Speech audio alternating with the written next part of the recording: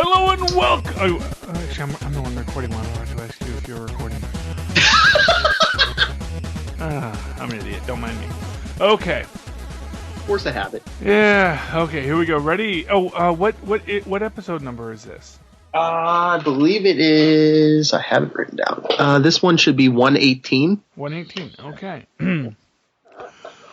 Hello and welcome once again to Superconnectivity. I'm your host, Charlie, the Professor Esser. And with me as always is...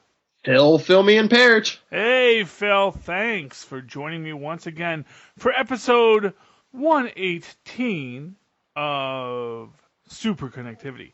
Yes, we're going to start numbering our episodes. This is the 118th episode, apparently, so I'm told, by Phil me and Parrish. The 118. Well, I was told by Rob Southgate, so I'm assuming it's correct. So yeah, well, we're gonna assume he is our fearless leader. He knows all, he sees all. And if nothing else, he's probably got a counter on the website. So probably everyone who's listening is like, we knew that. We see the number on it at every episode. It's not a surprise to us, but you know, for us crazy artistic types, it's a surprise because we don't keep track. Okay, anyway, Phil, this is the 118th episode, soon approaching our 125th episode, then our 150th episode, and finally our 200th episode. We've been doing this more than 2 years now. Oh yeah, that gives me pause. I honestly, I started this nonsense when I had a BlackBerry phone. Yes, back in the day when the BlackBerry was the height of technology. That's when I started this whole nonsense, and today I am a podcasting superstar. By the way, looking for a co-host for the podcast list podcast. It's going to be fun to say 5-10 times fast about Powerless, the new DC-based show on NBC. Just saw the first episode. I liked it. I'd love to find a DC head to join me, even if you want to say that it's awful. But all the DC heads in the Southgate group who are currently doing 6 shows each say they don't have time to complain about this show. But if especially for a show we don't like. Yeah, if you think it's a cool show, or if you think it's an awful show, I'm happy to talk about how awful it is. That's what I do with Zachary Hare every week on Legends of Tomorrow. Feel free to reach out to me at the social medias. You'll get it at the end of the episode, because I don't give it away for free. Okay, and Kenneth Smyson, I'm looking at you, because I just found out you're not listening to everything, Kenneth, just this show. I'm honored and proud that you do listen to my show, but hey, listen to some of the other guys too. They got some smart stuff to say as well. Okay, let's move on. Phil, you want to talk about the things that make me happy or the things that make me sad? Whatever you would like to do first, sir. Well, that's why I deferred to you, because I want you to make that choice. And then All right, well, why don't you do the stuff you don't like, and then we'll end on a happy note with the stuff you do like. Okay. So let's talk about why Marvel hates me. For those of you who don't buy a lot of comic books or who don't read your comic books both digitally and physically. See, that's the thing, is this doesn't affect you if you either only read digitally or only read physically. It's only if you're a guy like me who likes to jump between them, because there are times when you can read digitally, that's easy, and there's times when you can read physically, that's easy. That this is just a big kick in the nards.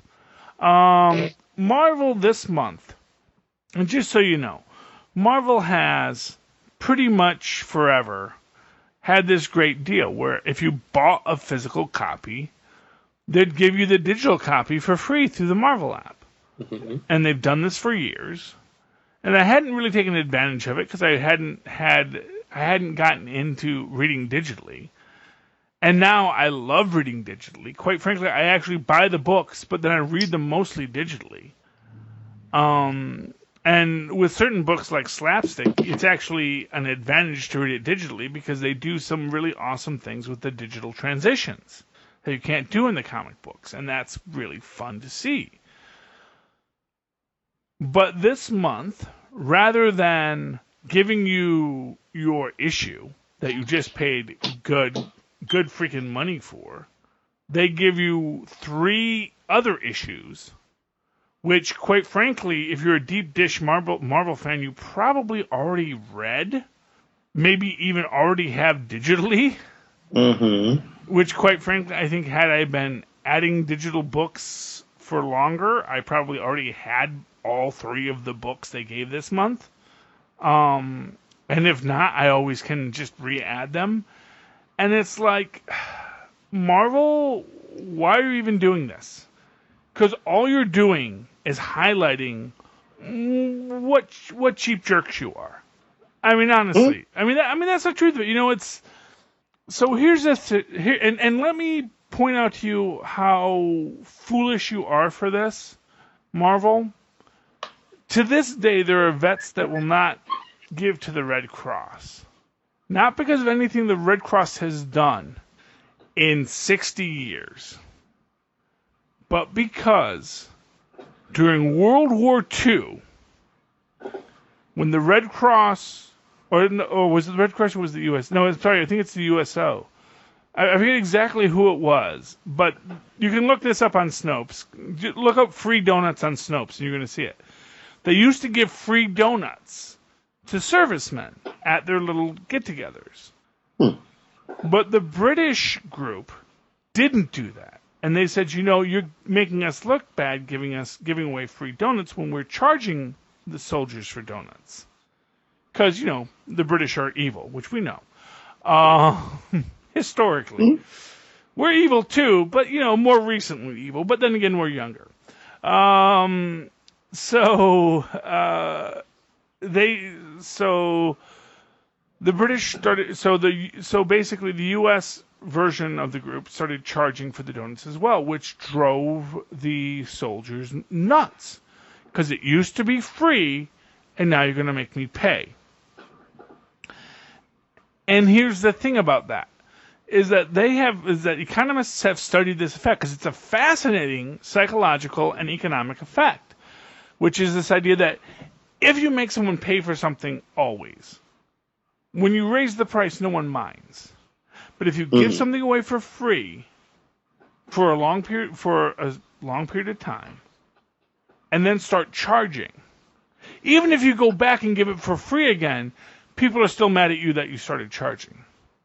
So even though the charging of donuts was a small period of time when they charged for donuts during World War II, people to this day will tell you about the time that, oh, I heard they charged us for donuts, those cheap jerks.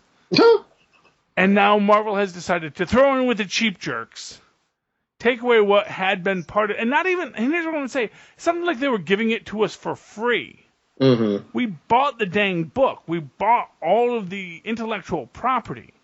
All you were doing was saving us from scanning it in to whatever digital archive we might have. You've given us access to this great digital archive that we could then buy other things, maybe even entice us to buy Marvel Unlimited, you know, which is essentially Netflix for Marvel, which is a pretty awesome deal. And then we get to read all these books. And here's what I'm going to say why this is the stupidest thing Marvel ever did. Because not only have they... Here's the thing. They could have tied it into something. They could have tied it into Marvel Unlimited, which is like, well, if you're a Marvel Unlimited customer, when you enter in the codes, yes, you get the 3 free books. Mm-hmm. But you'll also get the book you bought. Because you're paying an extra $10 a month to get books. Yes. So we'll give you the book you just spent $3.99 for free on top of the 10, you know, and the more books you buy, that's fine. It's not costing us anything. They could have done a situation where you buy the book, and then if you want the book digitally, it's an extra 99 cents or an extra 50 cents. I'd go with 50, not 99. just because, first off, I think you're already charging a bit too much for the books, although we are getting extra content and better content, and I'll give you that.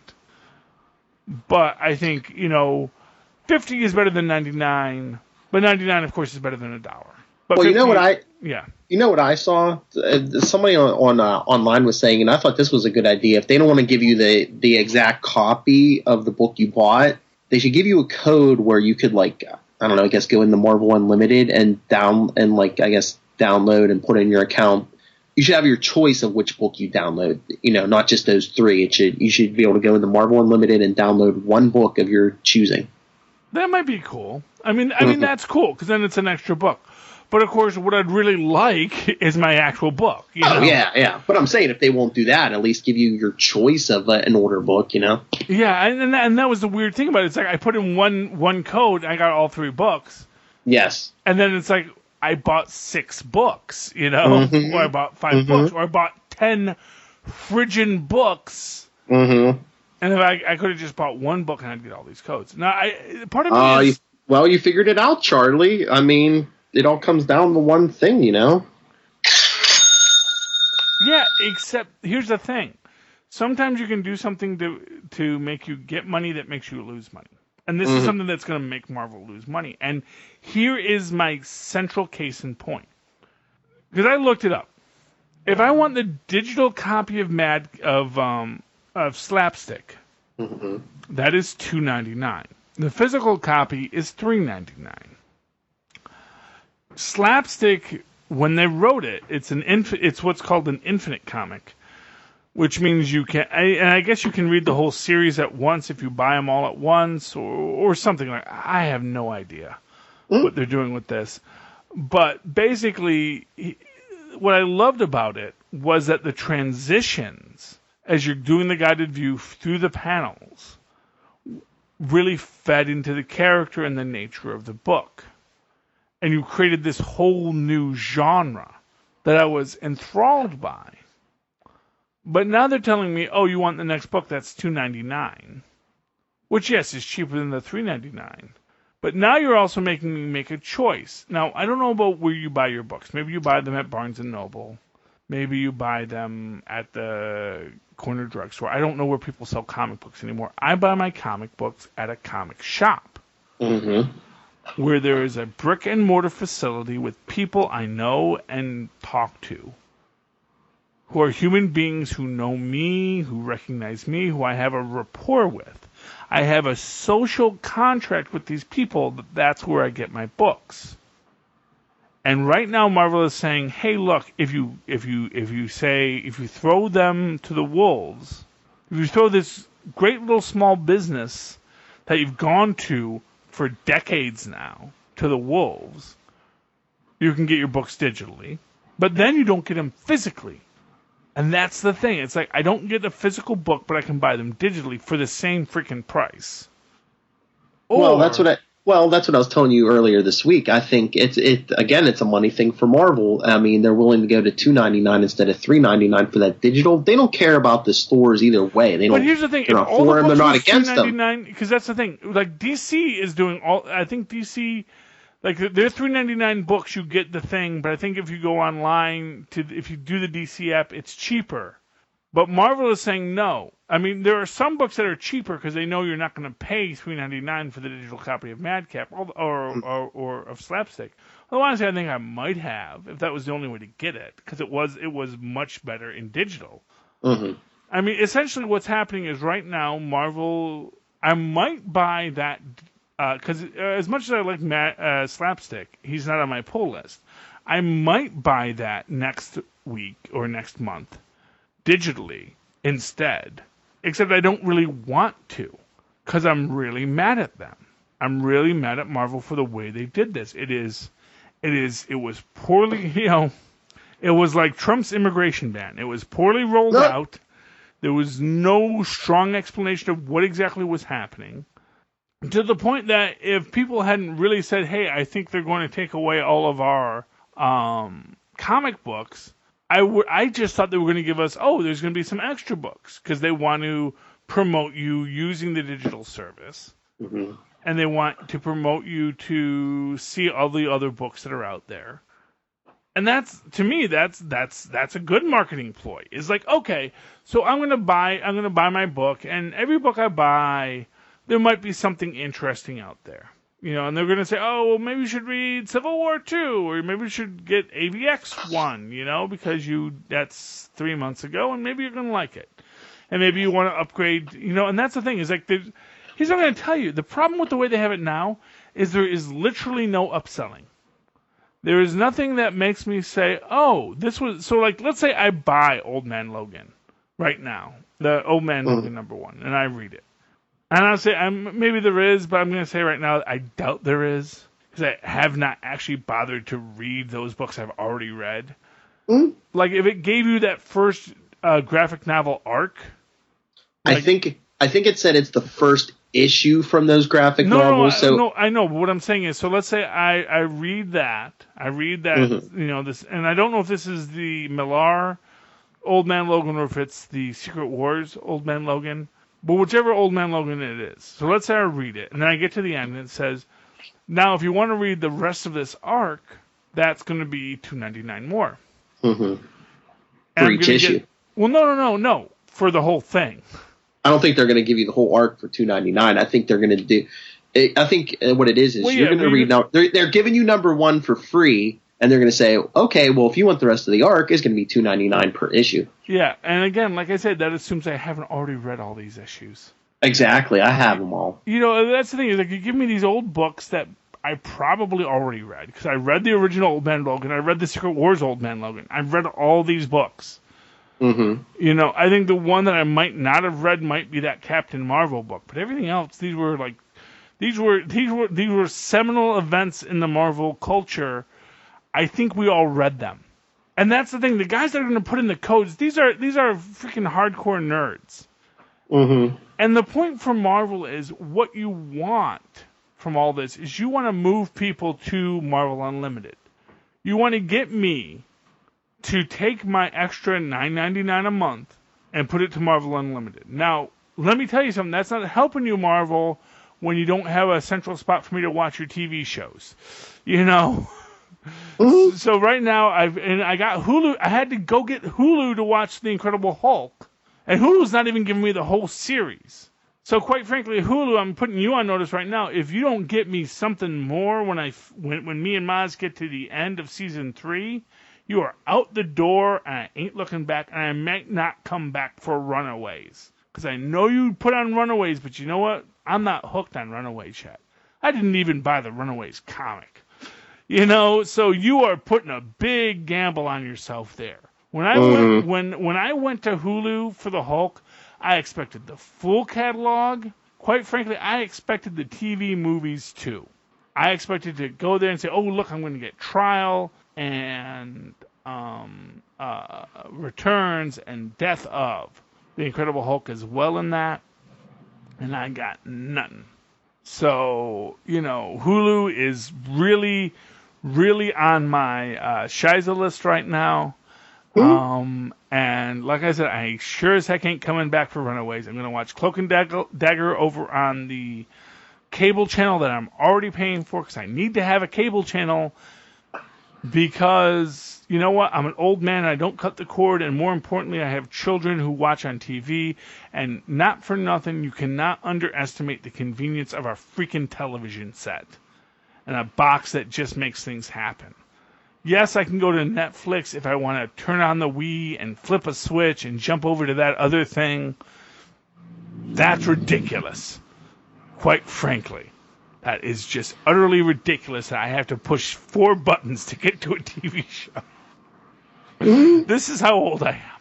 Back in my day, we turned dials. Yeah, well, no, but not for nothing. Turning the dial, yes, I had to get up and I had to change the channel, but you know what? That taught us that, you know what? If the show's okay, let's just leave it on, We're going to watch Channel 4 because there's some good shows on Channel 4. Yeah, maybe there's a good show on Channel 7 at 9, but you know what? I'm not going to get all the way up to change it to Channel 7 at 9. Whatever's on Channel 4 at 9, that's okay. And the fact of the matter is that, yes, now I can just flip very quickly between 4 and 9, maybe even watch 4 and 9 at the same time, just jumping back and forth, as any man in the world has ever done, and probably many women as well. But now I've got to go push an extra button to get to Netflix on my TV. No, I wound up watching Netflix on my phone or on my or on, my Kindle when I had a Kindle. Now I don't have a Kindle because everyone else in the family has a Kindle except me because I'm the dad, and so I'm the one that doesn't get a toy because everyone else needs a toy first. Yeah, Phil knows. Well, Phil probably doesn't know because he only has one kid and a house full of comic books, so he's doing okay for himself. Just so you know, mm-hmm. that issue of Old Man Logan we got, that's the original Mark Millar run. Oh, okay. Well, that's a good one, which I've already read, and which I could dig out and actually redo my digital code for. That's the thing. I already read that series when it came out. Yes. And had I, at that time, put in the digital code, I'd have already had it. So, really, it's a great run. It's a good book. I highly recommend it. Millar is one of my favorite bad comic book writers out there. See, here on the the main screen where that issue's at, there's a button towards the bottom. It says buy and print, and there's a thing where you can hit where it says find stores nearby. Yeah, well, that's just going to send you to a comic book store where you have to see if it's in their long box. That's true. Not for it's like, great. Oh, okay, I can go to your long box to buy it. Which again assumes they even have it in their long box. Oh, here, I don't know if it's because these are older, but I was looking at the prices. You can buy each individual issue of that arc for $1.99 each. Okay. Or you can buy the whole collection for $14.99. Was that an 8-issue collection? It's 1, 2, 3, 4, 5, 6, 7. 8 because I guess the. Yeah. So basically, it's actually more if you buy it in bulk. Well, I wonder if they have behind the scenes, all that. Sketches and behind the scenes stuffs in the collected edition. Something. I wonder. I don't know. I'm not gonna. Because honestly, I think if you bought the hardbound graphic novel, it was at most $9.99. So, yeah. Honestly, they're still screwing you over. Yeah. Well, the last issue of that arc was oversized. It was an oversized thing. Yeah, I don't think it was that. I mean, I don't think it was. Like I said, I mean, honestly, it's ridiculous. Marvel really clemmed the cadiddle hopper here. I really think, honestly, I'm going to be real surprised if this does not get reversed fast. Oh yeah, I'm sure they're getting a lot of Charlie Essers rating them. I already wrote my first. I wrote my first to the tech guys. Next one comes to the creators. Oh, I might have to do that. I'm gonna write to Slapstick first. All right, here's a good thing. So I want to do this, and our audience might want to do this. Where did you get the ad to the right to? I went to Marvel.com, and I went to their technical support area. Okay. And they give you all the things of who to write to, and I'd assume it's the same person you write to when you don't get a code in your book. Mm-hmm. And yeah, I wrote that to them from work because that's where I read my comic books. Thank you very much. Hey, I do have downtime at work, and you know what? It's a very nice thing to do in your downtime. I work in an office. They pay me to sit there and watch things. Honestly, you're going to complain about this if you're out there, but I'm going to tell you right now. You want a guy at that phone so that when it rings, someone picks it up and handles your problem. And you know what? You actually get top dollar to be the guy that sits there. But rather than staring at a wall and falling asleep, I keep myself entertained sometimes. And that's why you get good service. At least if you're calling my line. Anyway, yeah, but that's the thing. It's like wherever you're using this. However you come to digital books, they're a wonderful thing. But on so many levels, first of all, I think it's important to maintain the brick and mortar culture of the comic book store. Mm-hmm. I think that is honestly not for nothing, the comic book store is more valuable to Marvel and DC than they can even imagine. Because, let me put it to you this way. My kids love to go to the comic book store. Now, granted, the comic books they're interested are maybe not as much, but because I take them there, because it's full of comic book related toys, which Marvel gets a nickel on, let's not kid ourselves, they get a piece of that action. That's where they want to go. I mean, honestly, right now, my 7-year-old son really wants to go for his spending spree. He can go to Toys R Us or he can go to my comic book shop in North Arlington. He really wants to go to the comic book shop for his birthday spending spree. I don't do gifts for my kids. I just say, they're old enough. I say, here's how much you got. What do you want? And then it's a fun adventure for them, along with Chuck E. Cheese and all that stuff. That's where my kids are, and that's what is going to get them to be in your Marvel universe. I can do everything I can to introduce them to it, but the fact of the matter is that if I don't have a place to ritualize it, of which the comic store is, then Marvel is the one that's going to lose out.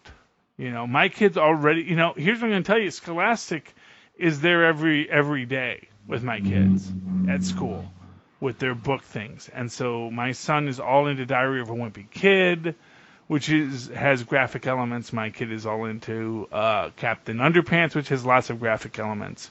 The graphic element market right now is being lost to these people that understand that the physical book has value.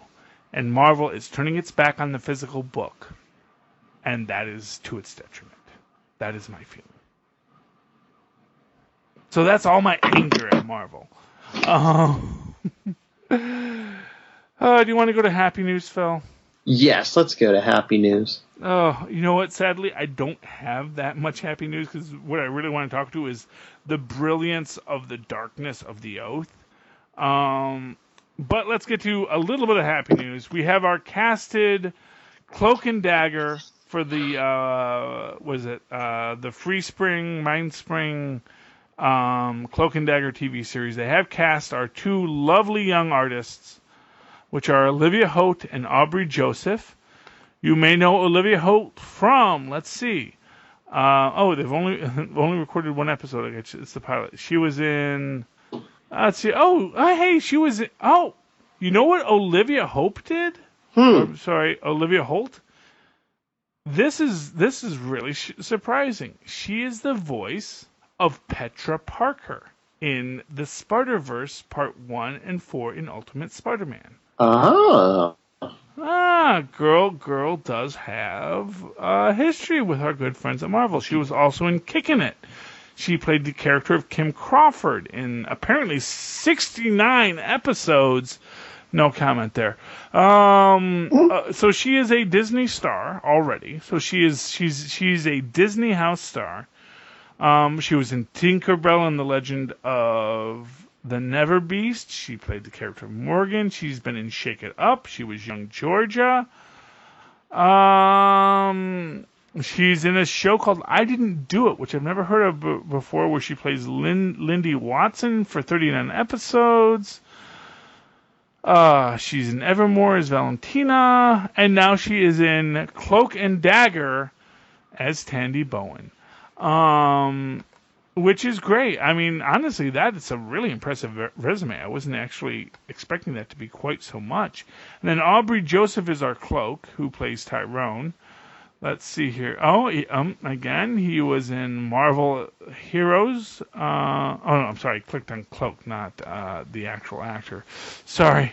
Let's see what Aubrey Joseph has done. Aubrey Joseph, who's a dapper young man. Let's see here. He is, of course, in Cloak and Dagger, where he's playing Tyrone Johnson. He was in a series called The Night Of, where he plays a character called Dwight Goodenstone. The Night Of. That sounds familiar, but I can't remember it. See, he does not have quite as much as our Dagger, but but you know what? He is a young black male, so maybe he isn't getting casted as much. He played Cephas in Fading Gigolo. He was Martin in Death Pact. And he was in Law and Order Special Victims Unit as Yusuf Barre. Amero's 180. So yeah. So the guy does have he has his records. Oh, I wonder if that's the guy he shot. Well, I don't know. Honestly, this was the thing. I was kind of hoping that either the guy who played... Actually, what I was really hoping is the guy who played Teen Diamondback in Luke Cage might have gotten the nod. Mm-hmm. And I was hoping that might have been him. Because, honestly, when I was watching Luke Cage, Teen Diamondback and Teen Luke Cage were really good actors. Honestly, the Teen Diamondback was probably a better actor than the actual guy playing Diamondback. I'm not gonna say that's because he is a better actor, but I'm gonna say the kid, that maybe had a lot to do with the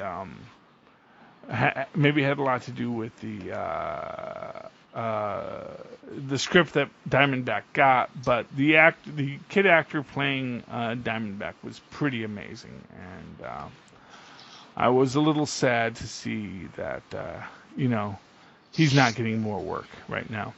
Mm-hmm. Anyway, I'm trying to look for it now. I know they've cast Runaways, but I'm not seeing the cast list. So you know what? I may just skip that right now and go to. Oh no, that was the main cast. That's the characters, but they haven't given us the. Have they given us the actors here? No, they haven't given us the actors here. They've just given us the cast. Although I know that I saw all the actors that were cast in this earlier, and I don't see it now. Anyway, that's okay. I'm not going to worry about that right now. We'll get to that later. That's the one on Hulu, Marvel's Hulu a show. And again, like I say, why am I bugging you over at Hulu? You're not giving me all of my Hulk episodes. You're not giving me much of anything to say, "Oh, this is why I'm here." And for $9.99 a month. And here's the thing: if you're buying, if you want to unplug, you still have to pay for some kind of internet connection, wherever you're getting it. Whether it's through your cable box, whether it's through something else, you still got to pay for it. So all this unplugging talk, I mean, I'm sure people do it. I'm just not one of those people. Okay, so let's talk about what I have to say is probably the biggest shining star in Marvel right now, and that was their issue of The Oath.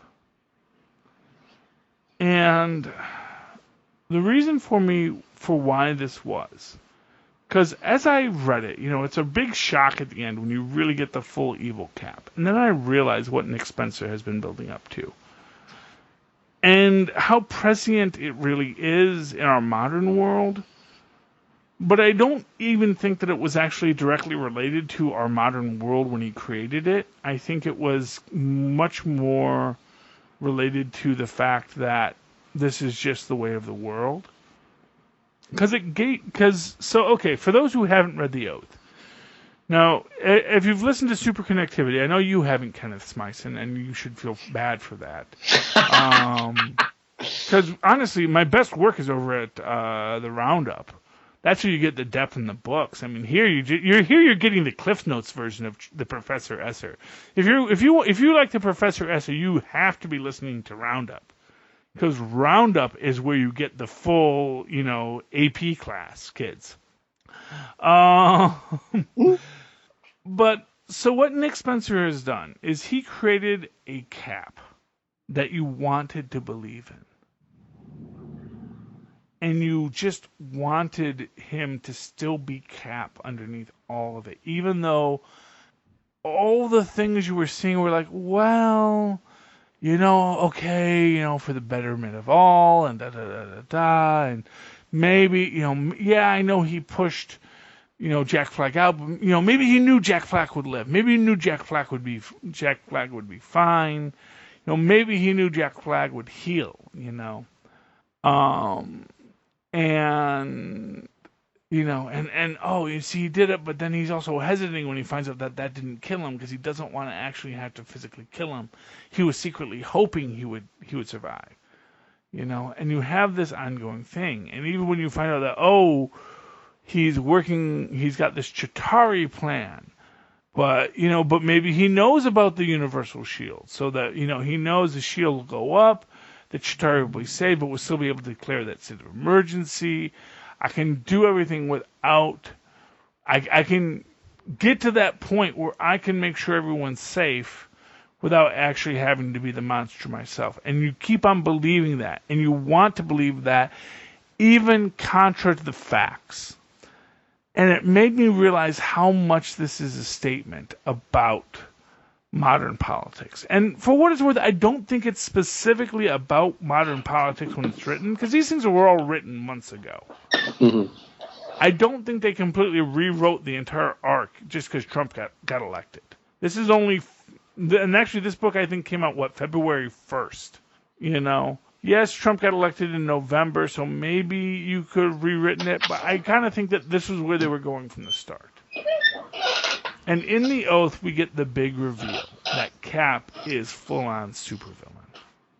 But even when you're reading the Oath, you're almost like, yeah, he makes a valid point, and he does make so many valid points. He makes every valid point about why people are scared and should be scared.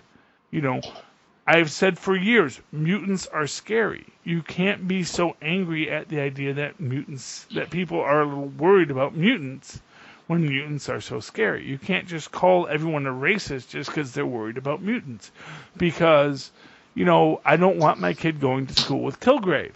I don't want my kid going to school with Cyclops even. Mm-hmm. And they use that as the exact example that, that suddenly the skinny kid in your kid's school can now kill you with a stare. Now, sure, you can say, well, maybe you should have been nicer to the skinny kid at school. It's like, yeah, maybe you should have been. Maybe we all should have been, but, But, I mean, what if they go crazy what if they have mental issues and they go crazy for no reason? Well, yeah, not for nothing. The fact of the matter is that when kids are going crazy, generally speaking, they're going crazy because of perceived slights, less than actual slights, And, even if they're bullied, it might be one or two kids bullying them, but your kid, even in real-life school shootings, your kid might get shot even though they weren't the one picking on them. Oh, yeah, there's that, when you go to the Columbine story, and, what's his name, Bobcat Goldthwait does a bit about it, which is like, everyone says, they were bullied, they were kids who were bullied by the jocks, and he says, yeah, but you know where they went? They went to the library. Mm-hmm. And if you're being bullied by jocks, are you going to the library? No, they went to pick on other people because they wanted to bully themselves. Mm-hmm. They wanted to be as big of a monster as the people who had been making them feel weak. Because the one time they challenged somebody to a thing and they brought swords, like some kind of freaking LARPer.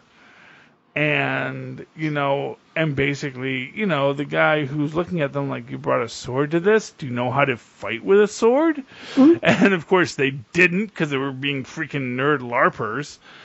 And, it didn't go anywhere because, it's like, well, I'm not going to engage you if you have a sword. Mm-hmm. And, and then they got guns and bombs and crazy and horribleness ensued. And the fact of the matter is, if you're in a world with mutants where suddenly the fact that, the head cheerleader doesn't want to date you, but now you have mind control powers, that's a scary, freaking rapey world. And, everything about that is horrible. So acting like superpowers are not really freaking scary. And, it's the irony of this is that, of course, that was Tony Stark's point in the first Civil War, was, superpowers kind of really freaking scary, and maybe we need to have a system in place to deal with superpowers. And Cap was like, no, freedom, man, freedom. It's like, no, not freedom, Cap. But now we have Hydra Cap, and Hydra Cap ain't about freedom no more. And I think the point is to show how people get pulled into this, pulled into fascism. Even though they're not, even though people don't want to be fascists and will defend themselves against fascism. If you have a person as clever as Captain America, who, as we will point out, is always the smartest man in the room because he has peak human intellect.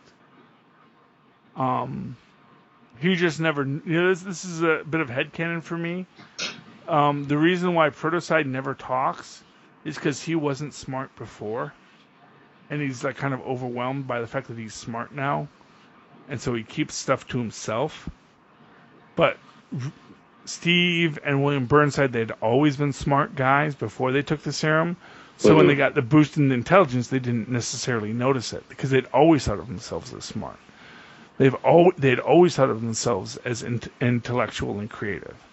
And so when they got the boost from the super soldier serum, they didn't think that something had changed. But Protocide, to me, Protocide is just as smart, but Protocide kind of is humbled by it. He understands that something changed in his brain. That's my thinking on Protocide. Because everyone thinks about the super soldier serum as that physical quality without thinking about the brain being a physical attribute. And it being able to think faster and work faster, and your nerves working in a better way might make you more intelligent. So I'm still waiting for Protocide and William Burnside to come back and take down HydraCap. Because I think William Burnside taking down HydraCap is the most brilliant idea you could ever have. But anyway. But we see now that Cap is 100% evil. That he does not care about any of the ideals of America. He only cares about the ideals of Hydra, which are the antithesis of America. And, you can look at it, and here's the thing, you can look at it in terms of the recent election, and certainly, since we did elect a supervillain, it meets spot on. But I think actually when it's written, it is meant to be for any elected official. How often we go, I'm a blue stater, so I'm going to vote for the blue stater because I'm a blue guy, or I'm a red king, and red kings are best. And I'm not going to worry that maybe not everything that the red king is doing, or not everything the blue king is doing, is meeting exactly what I want. But this is my team, and I got to go, and I'm going to go along with it because I believe in the ideals of my team. And you may not even realize that the guy that you're voting for or the girl that you're voting for is not as much on your team as you think. Because at the end of the day, and here, of course, is the diabolical twist to it all. Cap thinks he's doing what's best for humanity. Mm-hmm. Paul Ryan. And for me, that's like the real difference between a guy like Paul Ryan, who's going to go along with most of what Trump will do because he agrees with the central conservative libertarian ideals. And a guy like Trump, who, quite frankly, I don't think believes in anything. I think he is... I don't think he has enough ego to actually... a psychological ego to actually believe in anything. I think he's just looking for the crowds and the adulation. He is honestly, we say he's a supervillain, but just so you know, he ain't Lex Luthor. He ain't Victor Von Doom. He is Bentley Whitman. At best, he is Bentley Whitman. He just wants to be famous, and that, because that was the thing with Bentley Whitman. He just wanted to be famous. He was not mad that people didn't respect his intellect. He was mad that the Human Torch was more famous than him. He was mad that even though he could do all these great scientific feats, they eventually had him go around and, maybe he should be jealous at Reed Richards, and eventually they did that. But it wasn't even the fact that he wasn't the most famous scientist. It was that Johnny Storm was a more famous person.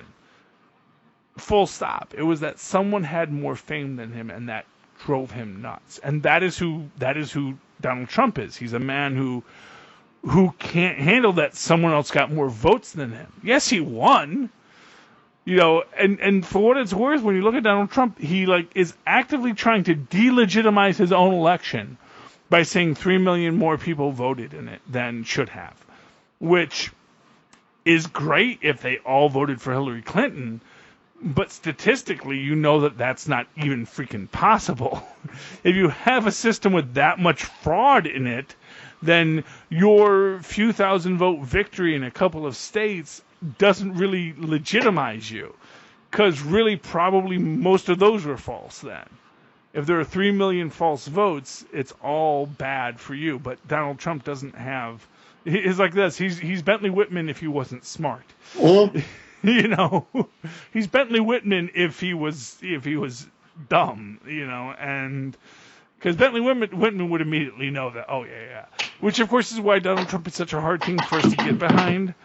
Because whenever we envisioned a supervillain taking over historically, they were always the smartest. They were always really smart guys. They were undone by their hubris, but they were at least smart enough to be able to lie to us. And historically, we've always had relatively intelligent supervillains. Historically, you know, I mean, people that did understand, or at least had enough people that they were willing to listen to, who understood things better. You know, it's just our luck, man. Mountain Marco got elected president. You know?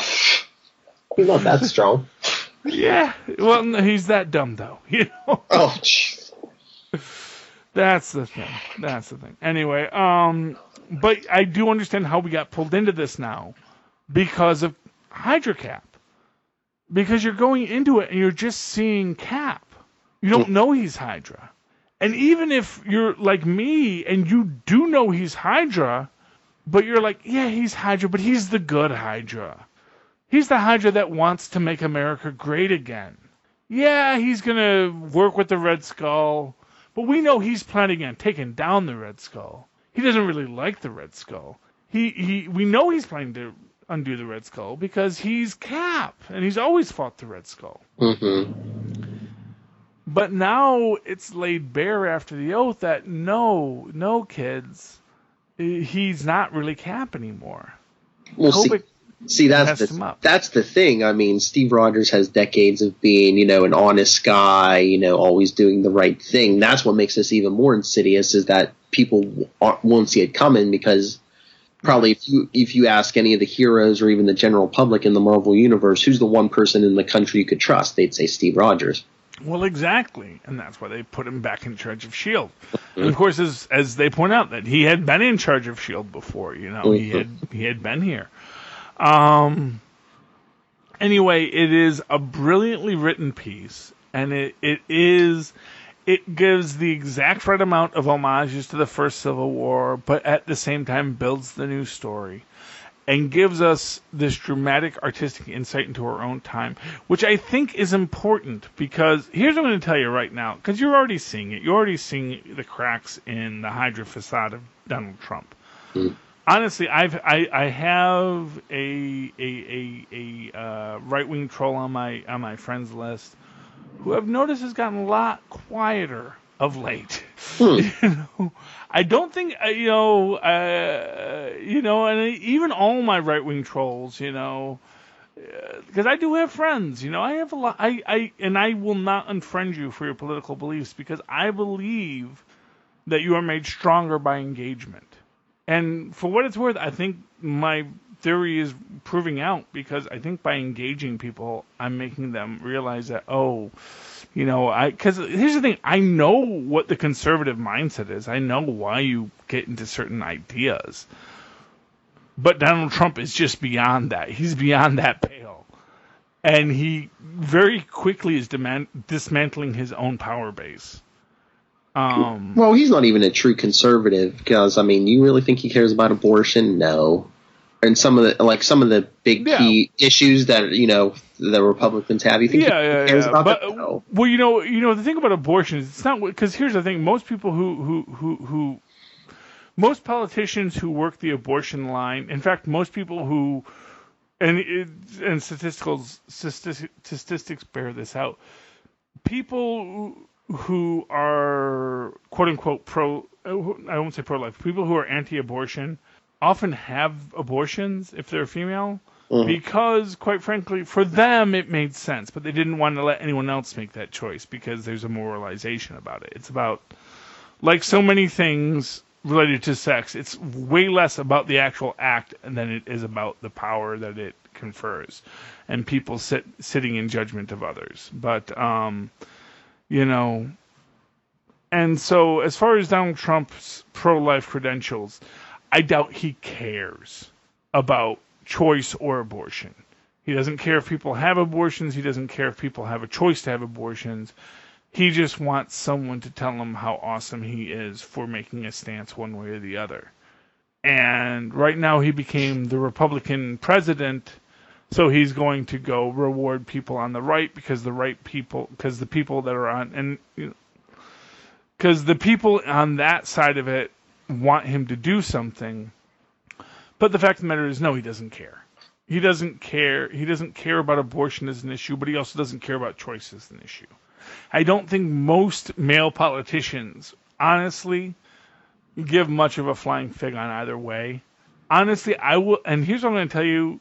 I think if you really sat down with the Pope on the issue, and you really broke it down with him, most popes would at least say, you know what, I don't like the idea, but yeah, if someone does it, and, you know, we're going to deal with that as it is. Oh, don't get me started on the Vatican. Yeah. Well, I like this new pope, he's cool. Honestly, I've liked all the popes. I've liked all the popes of my lifetime. From John Paul Deuce up to, Benny XVI. I liked Benny XVI. I mean, because Benny XVI, he was like that nice little bouncing pope. He was like, hey, I'm a hardcore conservative, but you know what? I still believe in the law of love and things like that. We got to be better people.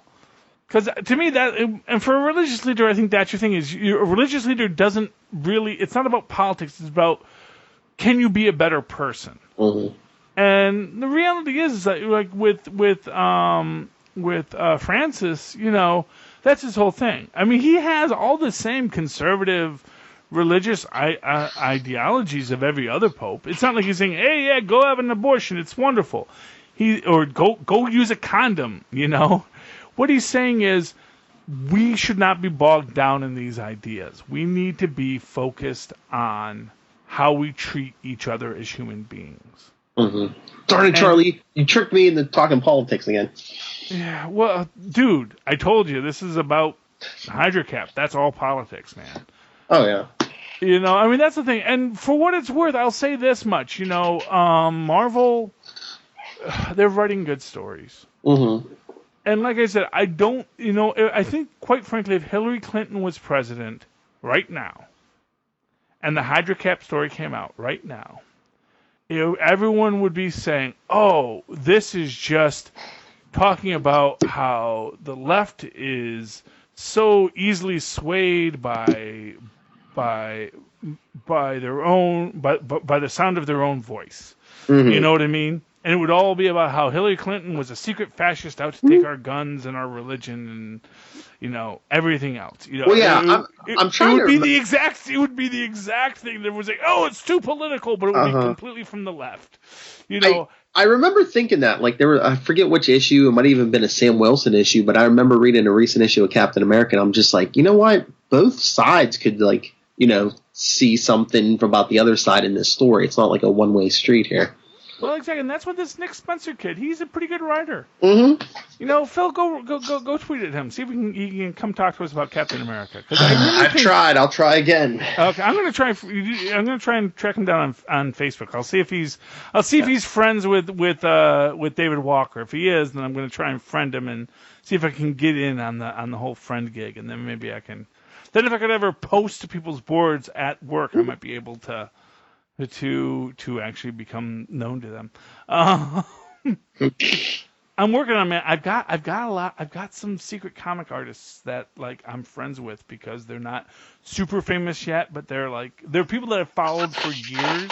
Mm-hmm. So I'm kind of like ingratiating myself through that digital medium. I'm sort of hydrating them where I'm weaseling my way in, building my own. Come on, suck out.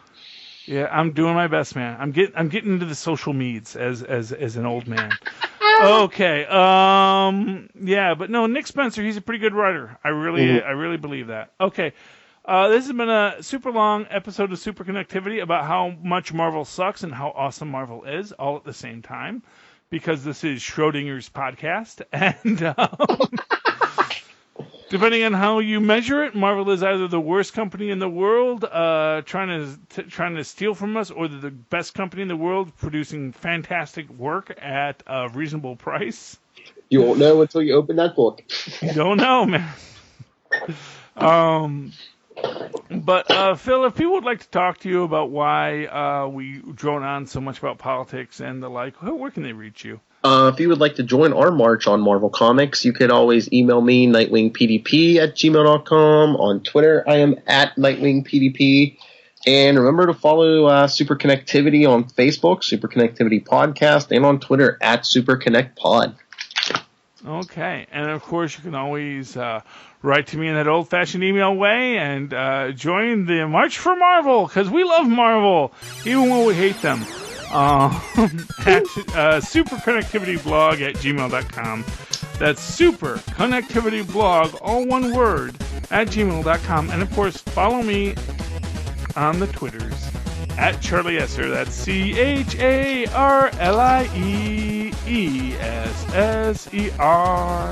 Look for the 2 E's in the middle for quality. Okay, kids. Thank you for listening to an extra long Superconnectivity. Please connect with us again. Good night. Good night.